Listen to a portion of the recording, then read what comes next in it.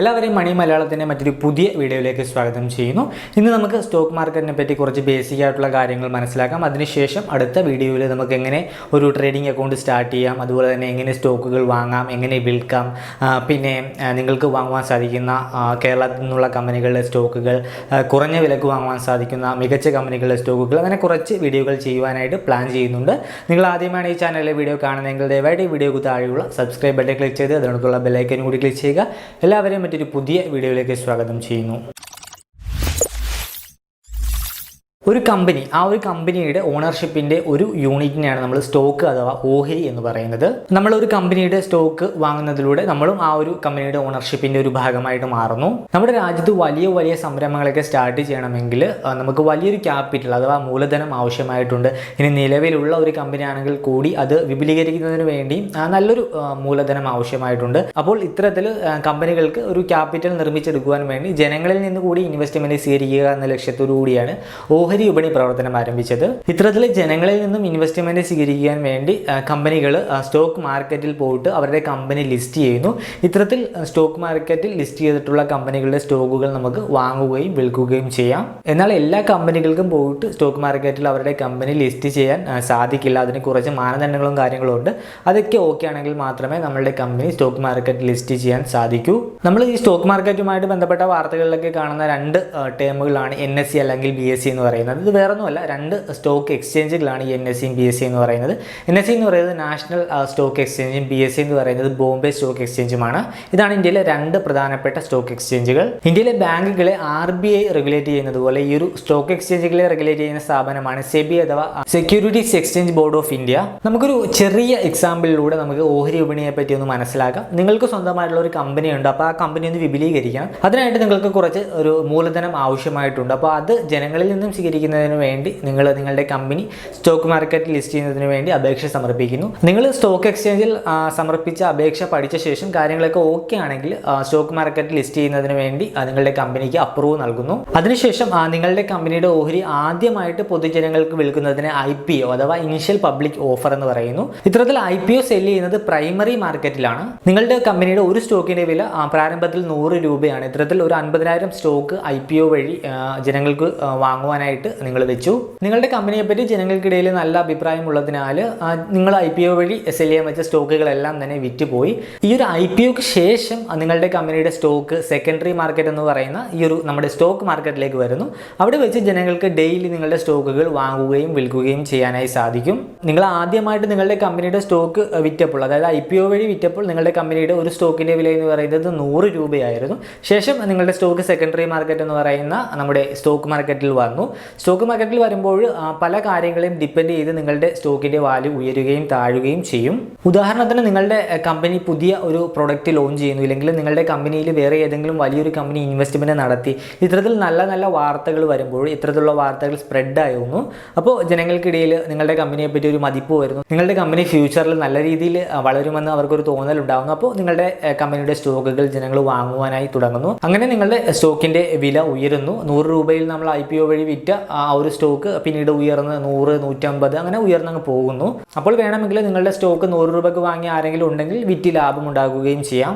ഇനി നിങ്ങളുടെ കമ്പനിയെ പറ്റി ഒരു നെഗറ്റീവ് ന്യൂസ് വരുന്നു, നിങ്ങളുടെ കമ്പനി നഷ്ടത്തിലാണ്, ഇല്ലെങ്കിൽ അങ്ങനെയുള്ള എന്തെങ്കിലുമൊക്കെ ന്യൂസ് വരാൻ നേരത്ത് നിങ്ങളുടെ കമ്പനിയുടെ സ്റ്റോക്കിന്റെ വാല്യൂ ഇടിയുവാനായി തുടങ്ങുന്നു. ഒരുപക്ഷെ നിങ്ങൾ ആ ഒരു കമ്പനിയുടെ സ്റ്റോക്ക് വാങ്ങിയ വിലയേക്കാൾ താഴേക്ക് പോയെന്ന് കൂടി വരാം. പക്ഷെ എപ്പോഴും അത് സ്ഥിരമായിട്ട് താഴെ നിൽക്കണമെന്നില്ല. ആ കമ്പനിയെ പറ്റി പിന്നീട് നല്ല അഭിപ്രായങ്ങൾ വരുമ്പോഴും, ഇല്ലെങ്കിൽ കമ്പനി വളരുന്നതിനനുസരിച്ച് ആ ഒരു സ്റ്റോക്കിന്റെ വാല്യൂ പിന്നീട് ഉയരത്തിലേക്കും വരും. ഈ ഒരു സ്റ്റോക്ക് മാർക്കറ്റിൽ എപ്പോഴും ഉയർച്ചയും താഴ്ചയും സംഭവിച്ചുകൊണ്ടിരിക്കുന്നു. നമ്മളൊരു കമ്പനിയുടെ സ്റ്റോക്കിന്റെ വില കുറയുവാൻ നേരത്ത് വാങ്ങുന്നു, അത് കൂടുവാൻ നേരത്ത് വിൽക്കുന്നു. നിങ്ങൾക്ക് എളുപ്പത്തിൽ മനസ്സിലാകുന്നതിന് വേണ്ടി പറഞ്ഞ ഒരു എക്സാമ്പിൾ ആണ്. ഇത്തരത്തിലുള്ള കാര്യങ്ങൾ മാത്രമല്ല ഒരു കമ്പനിയുടെ സ്റ്റോക്കിന്റെ വിലയെ ബാധിക്കുന്നത്. എക്സാമ്പിൾ ആയിട്ട് ഇപ്പോൾ കഴിഞ്ഞ ദിവസം ഉണ്ടായ ഇന്ത്യ ചൈന ആ ഒരു പ്രശ്നം, അതുപോലെ തന്നെ കൊറോണ, ഇതൊക്കെ മൂലം നമ്മുടെ സ്റ്റോക്ക് മാർക്കറ്റിൽ ഇടിവ് സംഭവിച്ചിട്ടുണ്ട്. അപ്പോൾ പല കാര്യങ്ങളെ ഡിപ്പെൻഡ് ചെയ്താണ് സ്റ്റോക്ക് മാർക്കറ്റ് പ്രവർത്തിക്കുന്നത്. എത്ര നല്ല ഒരു കമ്പനിയുടെ സ്റ്റോക്ക് ആണെങ്കിൽ കൂടി ഇത്തരത്തിൽ വരുന്ന പ്രശ്നങ്ങളൊക്കെ മൂലം ആ ഒരു സ്റ്റോക്കിൻ്റെ വില ഇടിയും.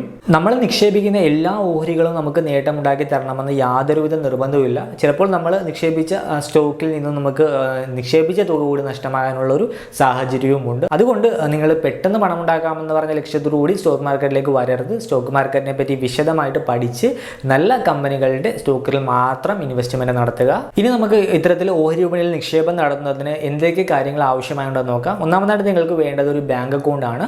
നമ്മുടെ ട്രേഡിംഗ് അക്കൗണ്ടിലേക്ക് സ്റ്റോക്കുകൾ വാങ്ങുവാനായിട്ട് പണം ആഡ് ചെയ്യാനും അതുപോലെ തന്നെ നമ്മൾ സ്റ്റോക്കുകൾ വിൽക്കുമ്പോൾ ലഭിക്കുന്ന തുക റിസീവ് ചെയ്യാനൊക്കെ ആയിട്ട് നിങ്ങൾക്കൊരു ബാങ്ക് അക്കൗണ്ട് വേണം. നിങ്ങളുടെ ബാങ്ക് അക്കൗണ്ടിൽ ഇന്റർനെറ്റ് ബാങ്കിങ് സൗകര്യമൊക്കെ ഉണ്ടെങ്കിൽ വളരെ നന്നായിരിക്കും. അത്തരത്തിലുള്ള കാര്യങ്ങൾ ഉണ്ടെങ്കിൽ നമുക്ക് വളരെ എളുപ്പത്തിൽ നമുക്ക് സ്റ്റോക്കുകൾ വാങ്ങുവാനും വിൽക്കുവാനും സാധിക്കും. പിന്നെ വേണ്ടത് ഒരു ട്രേഡിംഗ് അക്കൗണ്ട് ആണ്. നമുക്ക് ഡയറക്റ്റ് പോയിട്ട് സ്റ്റോക്ക് എക്സ്ചേഞ്ചിൽ നിന്നും ഈ ഒരു സ്റ്റോക്കുകൾ വാങ്ങാൻ പറ്റില്ല. നമുക്കും അതുപോലെ തന്നെ ഈ ഒരു സ്റ്റോക്ക് എക്സ്ചേഞ്ചിനും ഇടയിലുള്ള ഒരു കൂട്ടം ആളുകളാണ് ബ്രോക്കർമാരെന്ന് പറയുന്നത്. ഇത്തരത്തിലുള്ള ബ്രോക്കർമാർ വഴിയാണ് നമ്മൾ സ്റ്റോക്കുകൾ വാങ്ങുകയും വിൽക്കുകയും ചെയ്യുന്നത്. നമ്മുടെ രാജ്യത്ത് കുറേ അധികം ബ്രോക്കർമാരുണ്ട്. എക്സാമ്പിളായിട്ട് ജിയോജിത്ത് അല്ലെങ്കിൽ സെറോദ അല്ലെങ്കിൽ അപ്സ്റ്റോക്ക് അങ്ങനെ കുറേ അധികം ബ്രോക്കേഴ്സ് ഉണ്ട്. അപ്പോൾ നിങ്ങൾക്ക് നല്ലതെന്ന് തോന്നുന്ന ഒരു ബ്രോക്കറെ തിരഞ്ഞെടുത്ത് നിങ്ങൾക്ക് ട്രേഡിംഗ് അക്കൗണ്ട് സ്റ്റാർട്ട് ചെയ്ത് സ്റ്റോക്കുകൾ വാങ്ങുകയും വിൽക്കുകയും ചെയ്യാം. ഈവൻ ഇപ്പോൾ നിങ്ങളുടെ ബാങ്കുകൾ വഴി പോലും ട്രേഡിംഗ് അക്കൗണ്ട് ഓപ്പൺ ചെയ്യുവാനായി സാധിക്കും. പിന്നെ മറ്റൊരു കാര്യമാണ് ഡിമാറ്റ് അക്കൗണ്ട് എന്ന് പറയുന്നത്. നമ്മളുടെ പണമൊക്കെ സേവ് ചെയ്യുന്നത് ബാങ്ക് അക്കൗണ്ടിലാണ്. അതുപോലെ നമ്മുടെ സ്റ്റോക്കുകൾ സേവ് ചെയ്യുന്ന ഒരു സ്ഥലമാണ് ഈ ഒരു ഡിമാറ്റ് അക്കൗണ്ട് എന്ന് പറയുന്നത്.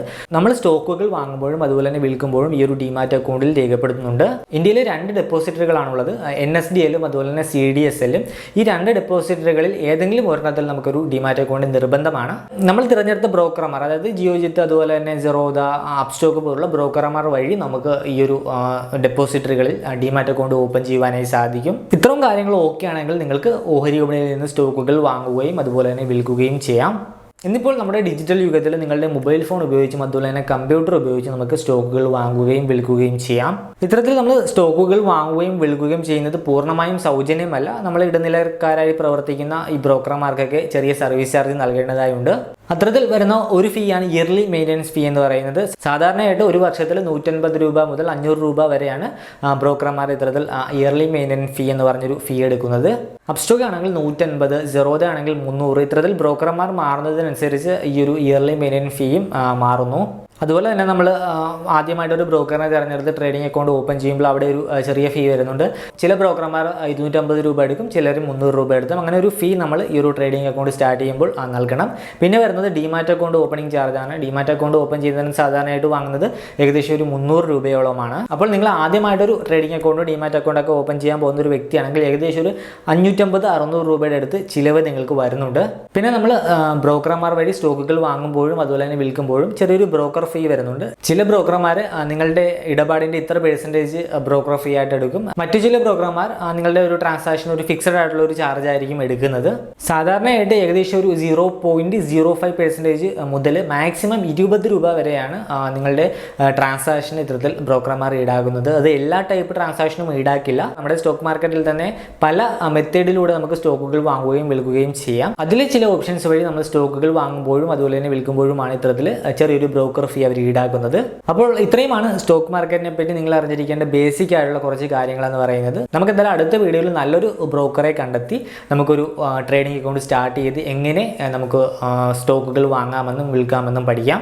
അപ്പോൾ നിങ്ങൾക്ക് എന്തായാലും ഈ വീഡിയോ ഇഷ്ടമായെന്ന് കരുതുന്നു. വീഡിയോ ഇഷ്ടമായാൽ ഒരു ലൈക്ക് ചെയ്യാനും അതുപോലെ തന്നെ കമൻറ്റ് ചെയ്യാനും മറക്കരുത്. കാരണം കമൻറ്റ് ചെയ്താലും അതുപോലെ തന്നെ ലൈക്ക് ചെയ്താലും മാത്രമേ നമ്മളുടെ ഈ വീഡിയോ കൂടുതൽ ആളുകളിലേക്ക് എത്തുകയുള്ളൂ.